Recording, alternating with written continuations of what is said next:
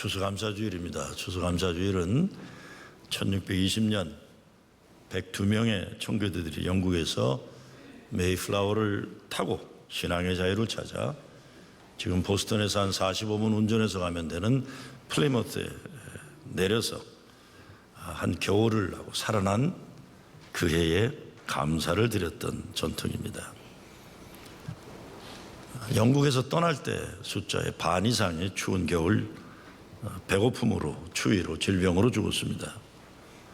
근데 그 땅에 먼저 살던 사람들, 네이티브 아메리칸 원주민들이 추수를 할 때 자기 땅에 찾아와 살게 된 그들에게 먹을 것을 나눠주는 전통도 일어난 겁니다. 그래서 새로 정착해 살아난 그의 살아남과 살게 하심에 감사하는 그 감사 예배, 어마어마한 감사였을 겁니다. 이 전통을 1863년도 아브라함 링컨이 미국의 명절로 국경일로 삼게 됩니다.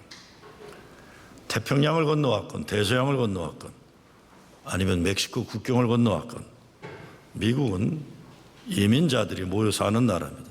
그래서 그렇기 때문에 어쩌면 가장 중요한 것이 이 땅에 함께 살게 하신 하나님께 감사하는 것만큼 중요한 것은 없을 겁니다. 성경에 보면 항상 기뻐하라, 쉬지 말고 기도하라, 범사에 감사하라 했는데 이게 다 명령어입니다. 명령이에요. 어떤 조건이 아니에요. 명령이에요. 기쁨, 기도, 감사 하나예요. 기뻐하니까 감사하고, 감사하니까 기뻐하고, 기도하니까 감사할 줄 모르던 사람이 감사를 알고 감사하는 마음의 사람이 하나님께 기도할 줄 아는 겁니다. 애들 어려서 가장 먼저 교육시키는 게 감사합니다. 어린아이들이 어른들을 만나기 시작하면서 부모가 제일 먼저 가리키는 말이 뭡니까? 감사합니다 그래야지. Say thank you. What did I say? Say thank you. 그러고 말 안 들으면 그냥 고개를 확 꺾는 거예요. 이놈아 고맙다 그래. 억지로라도 고마움을 가리키는 거예요. 오늘 이 시대가 감사 불감증에 걸린 시대라는 말을 하는 사람들이 있어요. 은혜 불감증이란 말도 해요. 누가 문을 열어주던가 양보하던가 선물을 주던가 길을 열어주던가 그러면 보통 제대로 된 가정교육 받은 사람들은 감사합니다, 땡큐 그래야 돼요. 근데 당연하게 자기는 그런 대접받을 자격이 있다고 생각하거나 별것 아니라고 생각하면 그건 안 되는 겁니다. 이 시간 여러분에게 부탁드리는 건 어떤 때 제 사택에 이름을 쓰지 않고 그걸 갖다 주시는 분들이 있어요. 그러면 제가 고맙다고 말을 할 수가 없어요. 그래서 혹시 여러분 중에 우리 목사는 고구마도 갖다 주고 감자도 갖다 줬는데 고맙다고 말하는데 그건 100% 이름을 안 적어서 그랬어요. 오늘이라도 얘기해 주시면 제가 감사합니다 얘기를 할 겁니다. 정말 감사해요. 오늘 말씀은 10명의 문둥병자들이 깨끗하게 고침받는 이야기예요. 나병이라고 하고 한센병이라고 고상한 의학 용어로 쓰기도 하지만 문둥병은 흉하게 얼굴이 일그러지고 하고 자기도 모르는 사이에 아픔을 못 느껴서 손가락, 발가락 때로는 코나귀가 떨어져 나게 되는 처참한 질병이에요. 예수님 당시에는 그때도 그랬지만 현대사회에도 이런 질병을 가진 사람들이 있어요. 근데 오늘날도 사람들 사는 곳에 살 수 없는 사람들이 많은데 사회가 버리고 때로 가족마저도 버리는 병에 걸리는 사람들. 나병은 육신의 병만이 아니라 사회적으로 종교적으로 버림받는 끔찍한 병입니다. 어느 사회나 이런 질병이 있습니다. 그런데 예수님은 이런 사람들을 고쳐주시는 겁니다. 문둥병자들이 예수님께 고쳐달라고 간절히 외치니까 예수님이 그들을 고쳐주시고 제사장들에 가서 너희의 몸을 보이라 명령하셨어요. 그 말씀에 순종해 가는 길에 이미 몸이 깨끗해져요. 얼마나 좋아요. 문둥병에 걸렸다 고침받았다는 기가 막히게 감사하는 일이에요. 그런데 고침받은 사람 10명인데 한 사람만 예수님께 와서 고맙다고 한 겁니다. 왜 그랬을까요? 불치병, 문둥병이 깨끗해졌다고 하면 정말 문자를 쓰면 각골난망이에요. 백골난망이에요. 고마운 마음이 뼈에 새겨져서 잊지 못하는 거고 죽어서 백골이 되어도 잊을 수 없다는 것인데 유대인 9명은 그냥 제 길 가고 사마리아 사람 하나만 와서 고맙다고 얘기한 거예요. 어떤 성서학자들은 다른 9명은 문둥병자일 때는 같은 신세 사마리아인을 자기들과 같이 불쌍한 신세니까 같이 지냈는데 깨끗해지고 나서는 예수님께 달려와 감사드리기도 전에 벌써부터 사마리아 사람을 소외시키는 거예요. 차별하는 게 시작이 됐다. 일리 있는 해석인데 참 못돼 먹은 겁니다, 우리 인간이.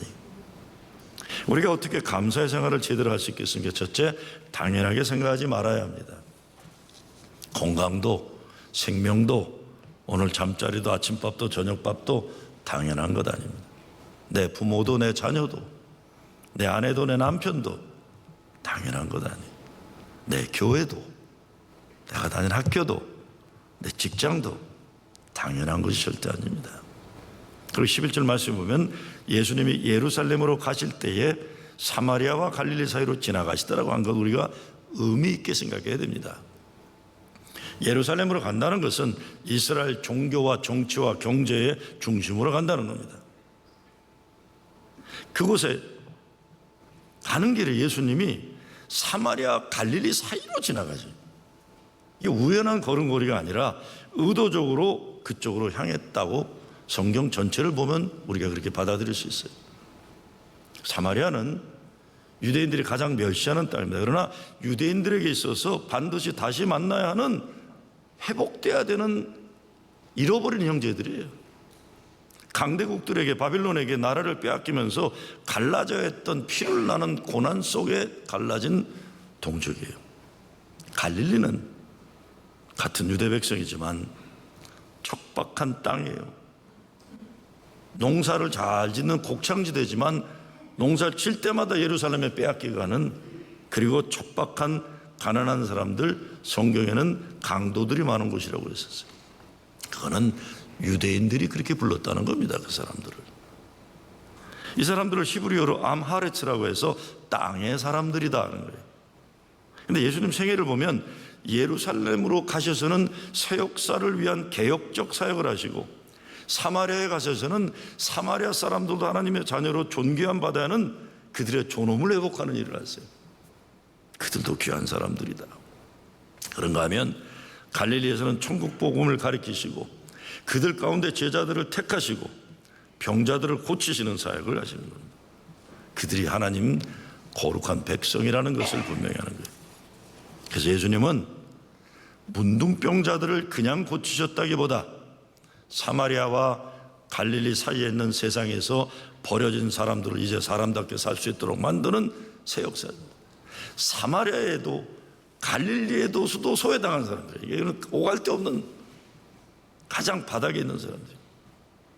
그래서 유대인들도 문둥병자였을 때 버려진 사람들과 함께 살아가는 사람들이었는데 고침받게 되니까 사마리아 사람들을, 자기들은 경계 안으로 들어가니까 경계 바깥으로 자꾸 밀어낸 거예요. 사마리아 문둥병자만. 그러고는 예루살렘 쪽으로 가서 제사장을 만나러 가는 겁니다. 문제는 이 사마리아 사람만 진정 우리의 죄를 용서하시고 구원하시는 영원하신 대제사장 예수 그리스도를 찾아온 거예요.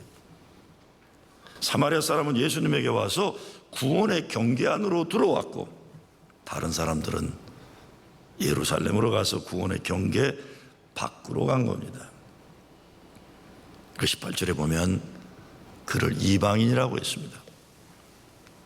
이방인이다. 이 이방인 외에는 하나님께 영광을 돌리러 온 자가 없느냐. 그리고는 일어나 가라, 내 믿음이 너를 구원하였느니라. 뭡니까? 예수는 병만 고친 게 아니라 이 사람으로 하여금 이제 이 세상에서 사람답게 존중받고 살아갈 조건을 만들어 주었고 천국 백성의 영생을 주신 거예요. 더 나아가 사마리아 갈릴리 사이에 살았던 경계 밖 변두리 인간이지만 하나님 나라의 중심에 책임 있는 존재로 쓰임받게 하시는 겁니다. 그래서 온전한 감사가 가능하려면 예수님이 명령하신 것처럼 우리가 사마리아로 가야 됩니다. 거기 가서 그들도 우리와 같은 사람이라는 것, 꼭 만나서 관계를 회복해야 한다는 걸 깨달아야 됩니다. 이방인이라고 불리우는 이 사람들의 아픔과 어려움을 공감해야 됩니다. 사람들이 감사할 줄 모르는 것, 자기 자신들이 대단한 인간이라는 착각 때문에 그래요. 그러니까 하나님의 은혜로 살고 있다는 기본을 모르는 겁니다. 은혜를 알아야 감사가 가능합니다. 제가 가끔 편지를 받고 그런데 그 중에 보면 이런 편지가 있어요. 왜 목사님은 트럼프 대통령의 하나님이 주신 권위를 무시합니까? 이런 얘기를 해요. 그래서 교회 떠난 분도 있으세요. 근데 저는 트럼프 대통령의 권위를 무시한 적이 한 번도 없어요. 제가 오늘 작정하고 말씀드립니다. 이게 뭐냐면 우리 교단이 정한 사회신경이에요. 우리 교단의 장정이라는 것은 교단법, 사회신경이라는 건 우리 연합감리교 교인들은 어떻게 사회 속에서 살아가는 걸 얘기하는데, 그게 이렇게 되어 있어요. 보세요. 소수 인종과 소수 민족의 권리 이렇게 되어 있어요. 우리는 교회나 세상에서 인종이나 민족에 근거하여 불평등하게 취급하는 차별주의를 죄로 단정하며 모든 인간의 궁극적 가치를 존중한다. 그래서 제가 백인 민족 우월주의와 인종차별 얘기하는 건 우리 교단의 원칙이에요. 그다음에 이런 것도 있어요. 이민자의 권리. 이것 때문에 문제가 되는 겁니다. 우리는 가족을 갈라놓거나 어린이를 가족과 함께 수용소에 감금하는 이민 정책을 반대한다. 이와 함께 우리는 개척교회가 이민자들을 위하여 사역할 것을 촉구한다.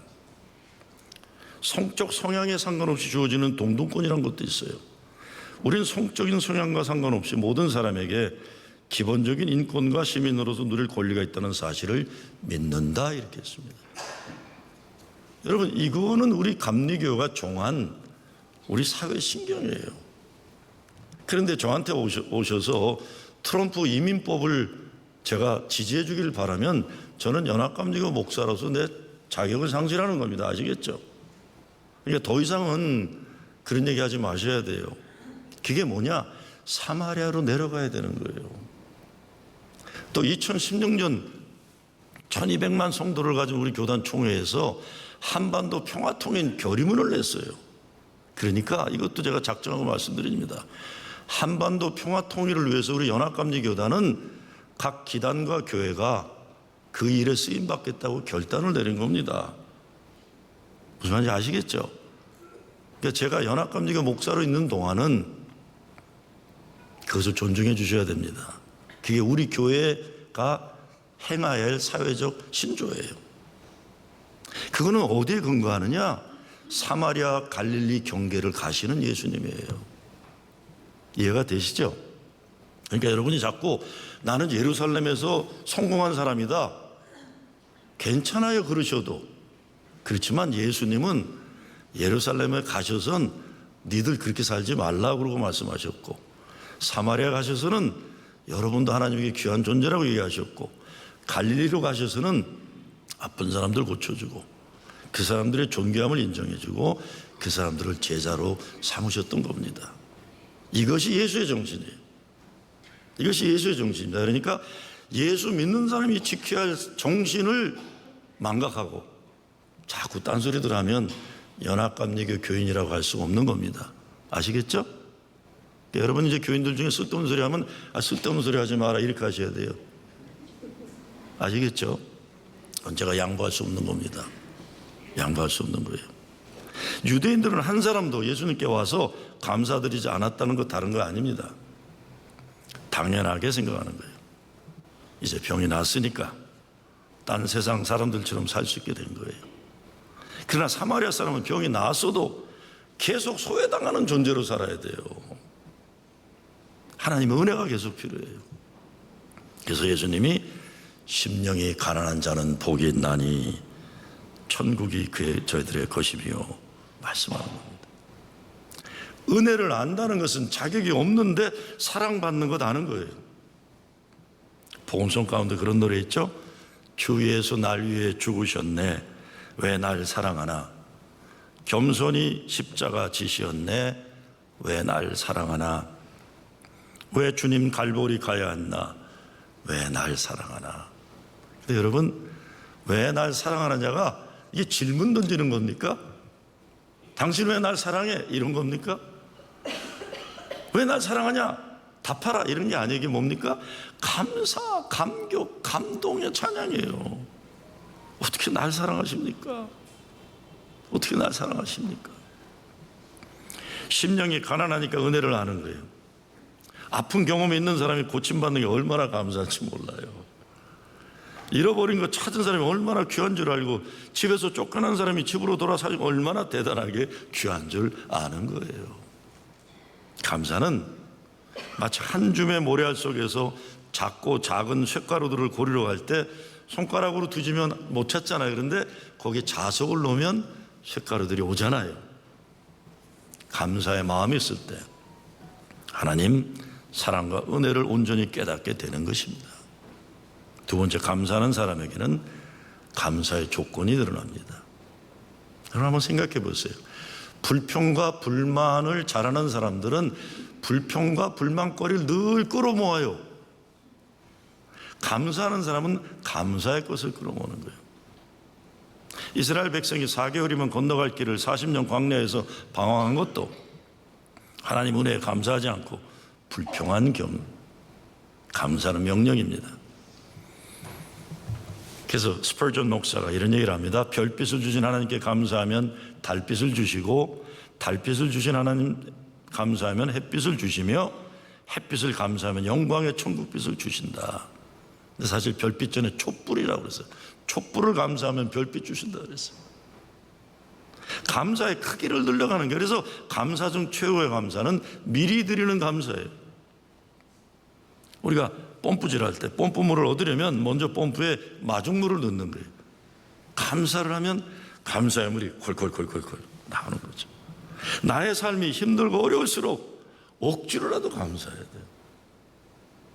그러면 그 감사가 마중물이 하나의 은혜의 생수가 넘쳐흐르는 거예요. 제가 어제 어금니 임플란트를 했어요. 저는 그냥 치과 가는 걸 진짜 싫어하는데 여기 와서 치과를 이렇게 많이 간 적이 없는데 어제 그냥 이 드릴이 들어가는데 하나님 감사합니다. 이거 고쳐지면 나도 멀쩡해지겠죠. 우리 감사해요. 그래서 내내 그냥 감사했어요. 아플 때마다 더 감사했어요. 아플 때마다 더 감사해요. 왜? 고치려고 하는 거니까. 감사하는 사람은 더 큰 축복을 받아. 감사는 더 큰 감사를 주는 거예요. 날 구원하신 주님 감사, 날 구원하신 주 감사, 모든 걸 주신 감사, 지난 추억 감사, 주 내 곁에 계시네. 향기로운 봄철의 감사, 외로운 가을날 감사, 사라진 눈물도 감사, 나의 영혼 평안에 응답하신 기도 감사, 거절하신 것 감사, 헤쳐나온 풍랑 감사, 모든 것 채우시네. 아픔과 기쁨도 감사, 절망 중 위로 감사, 측량 못할 은혜 감사, 크신 사랑 감사해. 길가의 장미꽃 감사, 장미꽃 가시도 감사, 따스한 가정 희망 주신 것 감사, 기쁨과 슬픔도 감사, 하늘 평안을 감사, 내일의 희망을 감사, 영원토록 감사해. 감사를 체질화하고 감사를 표현하고 훈련해야 돼요. 훈련이 습관화되고 문화가 되고 이것이 그 사람 인생을 만들어주게 되는 겁니다. 감사를 인생의 우선순위에 놔야 돼요. 그 감사를 쉬지 않고 범사에 변함없이 할 줄 알아야 돼요. 그래서 루터는 믿음의 사람은 있는 것 감사하지만 믿음이 없는 사람은 없는 것 불평한다 그래서 예수님이 물으십니다. 10사람이 다 깨끗함을 받지 아니하였느냐? 그 9은 어디 있느냐? 예수님이 기다리신 거예요. 감사하러 오겠지. 근데 안 온 거예요. 한 사람만 왔어요. 그 돌아온 사마리아인에게 예수님은 내 믿음이 너를 구원하였느니라. 감사드리지 않으면 옛날 생활로 돌아가는데 감사를 드리며 육체적인 문제 해결만이 아니라 천국의 백성으로 영원한 생명의 축복의 감사 열매를 받게 됩니다. 어느 시골 농부가 도시에 일을 보러 올라가요. 배가 고파서 식당에 가서 밥을 시켰는데 밥이 나오니까 너무 고마워서 머리 숙이고 깊이 감사 기도를 드려요. 그랬더니 도시 사람들이 보고 빈정거리는 거예요. 여보게, 자네가 사는 촌동네 사람들은 이렇게 싸구려 밥 하나 놓고도 그렇게 식사 기도를 그렇게 드리나? 네, 다 저처럼 기도하는 건 아니지만 기도하지 않는 사람들이 있습니다. 그런데 우리 동네에서는 기도하지 않는 사람들, 그냥 코 박고 처먹기 시작하는 사람들을 돼지라고 부릅니다. 돼지라고 부른다. 감사가 습관이고 문화고 이것이 우리의 운명도 되는 겁니다. 저는 목사로도 제일 안 된 사람들이 예배 때 앉아서 기뻐하나 봐라, 그냥 감사하나 봐라, 이런 사람이 있어요. 어쩌려고 그래요? 그저 한 몇 주 그러다 그만도 모르는데 그거를 자꾸 저한테 확인시키려는 거죠. 나 감사 안 해요 하는 사람들, 나 기뻐 안 해요. 저는 성격적으로 그런 사람을 더 사랑하는 걸 잘 못해요. 제가. 참 죄송해요. 저는 긍정적으로 사는 걸 결단한 사람이에요. 그렇기 때문에 내 인생에 부정적인 거 영향력을 주려는 사람들은 제가 가능한 부목사들을 시켜요. 왜? 전 긍정적으로 살기도 힘들어요. 행복하게 살기를 결단 안 하면 내가 너무 힘들어요. 무슨 말인지 아시겠죠? 이것도 문화고 습관이고 체질이에요. 감사는 예배의 목적입니다. 하나님께 영광 돌린다? 감사가 없으면 진정 예배 드리지 못하고 자기 자신의 필요 충족이 목적이 되는 이기적인 인생이 그래서 15절 보면 병 고침 받은 나병 환자가 큰 소리로 하나님께 영광을 돌리며 라고 했어요. 근데요, 나병 환자요, 지금 별거 아니에요. 제자리로 돌아온 거예요. 원래 태어날 때부터 나병 환자가 아니었어요. 언젠가 나병 환자가 돼. 근데 이 말은 뭐냐면 병에 걸리지 않은 사람은 매일 꽁충꽁충 뛰면서 감사해야 돼. 주일날 올 때마다 야, 난 오늘 병 안 걸렸네. 꽁충꽁충 뛰어야 돼. 제자리로 돌아온 게. 나병 환자가 드리는 기도 가운데 아픔을 느끼게 해달라는 기도를 읽은 적이 있어요. 하나님, 나도 다른 사람들처럼 아픔을 느끼게 하여 주시옵소서 하는 게. 아픈데 아픔을 못 느끼니까 손가락이 쭉 자라나도 모르는 거예요. 네? 몸이 망가지는데 못 느끼니까 하나님, 나도 아픔을 느끼. 나병 환자들이 기도의 제일 중요한 건 아픔을 느끼게 해달라는 거예요. 아픔을 느끼게. 그러니까 여러분, 저도 지금 항생제도 먹고 진통제도 먹지만 아픔을 느낀다는 건 큰 축복이에요. 축복이에요, 축복. 아유, 나처럼 아파봐라 그러시면 할 말이 없지만요, 그거 살아있다는 거예요. 살아있다. 제가 잘 아는 어느 분이 사업을 잘했어요. 사업을 잘하고 돈을 잘 벌게 되니까 인간이 삐딱해지더니 사고를 쳤어요. 뭐 사고도 뻔뻔하게 쳤어요. 젊은 여자하고 나가서 동거하기 시작한 거예요. 자기 조강지처 애들이 있는데도 돈 잘 버니까 그래도 된다고 생각한 것 같아요. 그런데 돈이 맨날 잘 봅니까? 사업이 망했어요. 그러니까 그 젊은 여자가 데리고 살겠어요? 이 늙은이를? 여자가 도망가고 말았어요. 그러니까 더 이상 창피하니까 딴 데 멀리 가서 인생 재기하겠다고 갔어요. 그런데 재기가 안 되고 몸까지 망가지게 됐어요. 그랬더니 아들들이 엄마를 찾아갔어요. 엄마, 아버지 다시 모시고 오자. 거기 부인이 아유, 그래, 그 못난 인간 우리가 챙겨야지 어떡하냐. 그래서 데리고 왔어요. 데리고 와서 있게 되면서 저를 찾아왔어요. 그 못난 인간이. 목사님, 그 사람이 잘 나갈 때는 저를 거들떠도 안 보더라고요. 저를 우습게 생각하더라고요. 근데 그렇게 되니까 저를 찾아왔어요. 목사님, 제자리로 돌아오기까지 참 오래 걸렸습니다. 제자리에 있을 수 있다는 것이 이렇게 귀한 줄 절실하게 다시 깨달았습니다. 그러니까 여러분, 제자리에 있는 분들 계시죠? 네? 공중공중 뛰면서 기뻐하셔야 돼요. 여보, 나 제자리에 있네. 여보, 당신도 제자리에 있네. 뭐 돈이 많고 잘나고 어쩌고 이거 욕심이에요, 욕심. 그냥 주일 아침 되면 프로징지 이렇게 온다는 그 자체도 어마어마한 축복이에요. 딴 생각들 하지 마세요. 주일날 되면 내 이름을 기억해 주는 사람이 있고 나를 보면 반겨주는 이것만도 영광, 할렐루야의 영광. 괜한 욕심들 부리니까 이렇게 삐지고 저렇게 시험 들고. 아이고, 그것도 문화고 체질이고 습관이에요. 시험 드는 자는 시험을 자꾸 더 은사의 은사. 그러니까 제발 좀 그렇게 살지 마세요. 제발 좀 그렇게 살지 마세요. 여러분, 있어야 째져 있는 여러분, 정말 하나님께 영광과 찬양과 감사를 드리셔야 돼요. 하나님의 큰 은혜가 아니면 여러분 지금 이 자리에 이렇게 사는 거 불가능합니다. 마틴 루터가 이렇게 기도합니다. 저는 하나님이 저와 우주 만물을 창조하셨음을 믿습니다. 하나님이 제 몸과 제 영혼을, 그리고 제 몸과 영혼이 가질 수 있는 일체의 능력까지도 저에게 주셨고 여태껏 보존해 주셨습니다. 하나님은 제게 양식과 의복, 가정과 가족, 날마다 일할 터전과 그날 제가 필요한 모든 것을 허락하셨습니다. 하나님은 또한 제가 위험에 처했을 때 보호하시고 악에서 지켜주셨습니다. 하나님은 도무지 제가 이런 은혜를 받을 자격이 없음에도 불구하고 이 모든 일을 순전히 아버지 하나님의 손과 자비 때문에 행하십니다.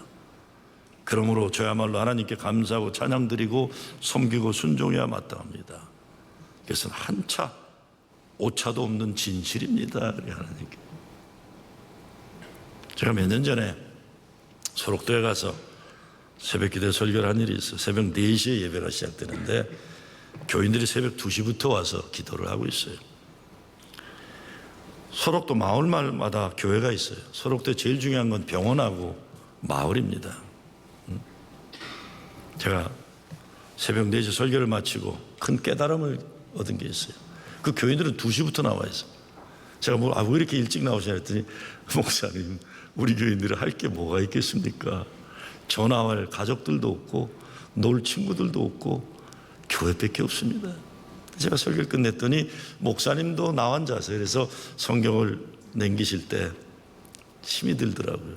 성가대원들이 다 나 앉아니까 입술이 제대로 붙어있는 사람이 하나도 없어요. 그러니까 잘하고 못하고 신경 쓰지 마세요. 여러분, 성가대 서 있는 것만도 바람 소리만 나와도 행복해요. 그러니까 저는 생전 처음 그런 거예요. 새벽 4시에 저런 성가대가 다 있구나. 얼마나 열심히 부른지 몰라요. 바람이 다 새어나오는데. 그런데 제 설교가 끝났더니 그 목사님이 이렇게 얘기하죠. 연로하신 목사님인데, 여러분, 우리 교회는 일제 식민지 치하의 핍박과 순교, 6.25 때 공산당의 핍박과 순교를 기도로 이겨낸 우리들입니다. 이 민족이, 이 나라가 어려울 때마다 우리는 새벽 기도를 지켰습니다. 가족이 버리고 세상이 우리를 버렸어도 우리는 예수님이 우리를 받아주시고 사랑하셨으니 새벽에 이 나라, 이 민족 위해서 기도하기를 포기하지 맙시다. 그래요. 제가 대한민국 한반도 지도를 다시 봤어요. 한반도 지도 맨 끝에 버림받은 소록도로 생각했는데 그 교회에서 예배드리고 난 뒤는 내가 보는 소록도가 달리 보이더라고요. 세상에서 버림받은, 한반도에 제일 버림받은 섬이 아니라 이 섬이 기도로 한반도를 짊어지고 기도해주고 있는 그림으로 저한테는 다가오는 거예요. 감사해야죠, 우리가. 연애슬리 가장 큰 영향력 끼쳤던 윌럼 러가 이렇게 얘기합니다. 이 세상에서 가장 큰 성자가 누구인지를 알기를 원하는가? 그는 기도를 제일 많이 하는 자도 금식을 제일 많은 사람이 아니다. 자선을 제일 많이 하고 절제의 종축과 정의로운 삶에 가장 우수한 사람도 아니다. 이 세상에서 가장 위대한 성자는 모든 일에 하나님께 감사하는 사람이다. 그래서 제가 오늘 미국 회사에서 편지 하나를 받았어요.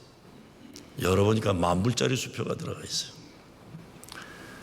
편지 봉투에는 제 이름으로 왔는데 수표는 교회 이름으로 왔더라고요. 그러니까 제 거가 아닌 것 같더라고요. 우리에게 연로하신 오늘 예배에 앉아 계신 장로님 4분의 따님이 보낸 수표예요.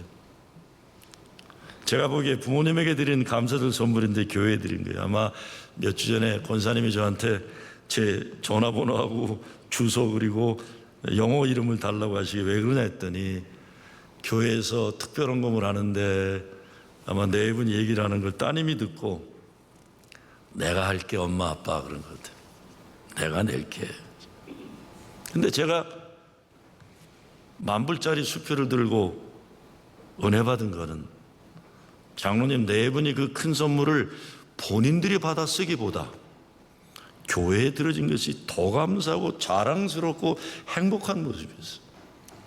제가 권사님 몇 년간 교회에서 봤는데 그렇게 자랑스러운 얼굴을 지난주에 처음 봤어요. 지난주에.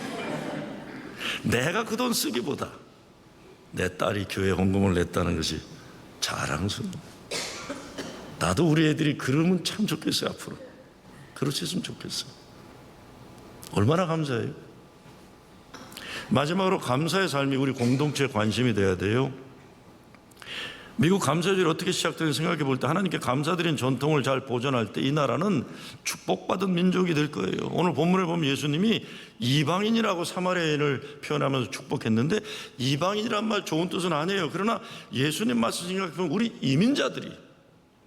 이방인이었잖아요. 이민자들이 미국 땅에서 해야 할 가장 중요한 사명이 이 땅을 축복하는 사람들인 거예요. 이 나라를 축복하는, 우리 축복하기 위해서 이 땅에 온 거예요. 우리 코리안 아메리칸 이민자들이 감사의 전통을 잘 유지하는 이방인이 돼야 우리 자손들이 후손이 자랑스럽게 이 땅에 자랑스러운 주인으로 살 수 있는 거예요. 야, 한국에서 온 이민자들은 왜 저렇게 감사가 많을까? 우리보다 이 나라를 더 사랑하네. 지난주에 목요일 날 한국 대사를 지낸 레이니 대사가 세계 감리교 평화상을 수상하는데 저보고 공보국에서 한 말 해달라고 그랬어요. 제가 그랬어요. 그분은 한국 사람보다 한국을 더 사랑하는 분이다 그랬어요. 제가 미국 분들 만난 분들이 몇 분 계세요. 조지 오글 목사나 짐 레인이나 다 우리 감리교 선교사예요. 다 친구들인데 저 개인적으로 특히 조지 오글 목사님은 저하고 각별한 관계인데 그 두 분이 제일 친했어요. 그래서 조지 오글 목사님 은퇴를 제가 선교했던 교회에서 하면서 레이니 대사를 초청했었어요. 근데 그분들을 만날 때 느끼는 것마다 야, 저분들은 한국을 나보다 더 사랑하시네. 시간과 에너지, 영향력을 가지고 어떻게 해서라도 한반도가 평화를 이루고 한국이 인권과 민주화가 되고 한국 사람들 잘 되고. 제가 그렇게 얘기를 했더니 공보기에서 그렇게 땄더라고요. 제목을 한국 사람보다 한국을 더 사랑하는 분이라고 땄는데, 우리 이민자들이 와서 여기 살고 있는 사람들이 와, 저 사람들은 우리보다 여길 더 사랑하네. 이 나라 이민족은 저 사람들이 있어서 축복받는구나, 이렇게 인정받을 수 있어야 우리는 물론 우리 후손들이 이 땅의 주인으로 살 수 있는 거죠. 그러게 우리는 되돌아와 감사드린 사마리아인 같은 이방인이 되기를 기뻐해야 되는 겁니다. 오래전 미국 국영방송 NPR에서 앤드류 카네기에 대한 이야기를 듣는데 이런 얘기가 나와요. 스코틀랜드에서 가난해서 배고파서 미국에 이민을 온 거예요. 배를 타고 신문파리부터 시작해서 미국을 움직이는 큰 재벌이 된 다음에 미국의 큰 기업가들을 모아놓고 그가 이렇게 연설합니다. 여러분, 우리가 미국에서 가장 큰 재벌이 된 것은 절대로 우리가 잘해서만은 아닙니다. 기업을 위해 수고한 노동자들이 있고 직원들이 있고 우리 물건을 팔아주는 손님들이 있고 우리가 안전하게 기업을 운영할 수 있도록 지켜준 이 나라가 있고 소방서원들이 있고 경찰서원들이 있고 군인들이 있다. 우리 재산은 우리 것이 아닙니다. 개인 소유가 아닙니다. 절대로 자녀들에게 유산을 남겨줘서는 안 됩니다. 책임 있는 기업인이 되어 사회를 위해 나라를 위해 축적된 부를 돌려야만 합니다. 저는 그 방송을 듣다가 야, 이게 이민자들이 가지는 사명이에요. 미국이 진정한 하나님 축복받는 나라가 될 수 있는 것은 이런 훌륭한 기업 철학을 가진 기업가들이 있다는 것입니다. 얼마나 감사해요. 하나님께 감사드리고 하나님 주신 이 땅의 물질들을 가지고 하나님 기쁨과 영광을 위해 쓰임받는 것 거룩한 일입니다. 우리 하나님께 드릴 수 있는 최선의 예배는 하나님 감사합니다. 하나님께 드린 감사가 끊이지 않고 넘쳐나는 여러분 가정 되시길 주의 이름으로 축원합니다. 아버지 하나님 감사합니다. 우리 삶 모든 것이 생명의 마지막 호흡까지 주의 기쁨과 영광 감사로 드려지게 하여 주시옵소서. 예수 그리스도 이름으로 기도드리옵나이다.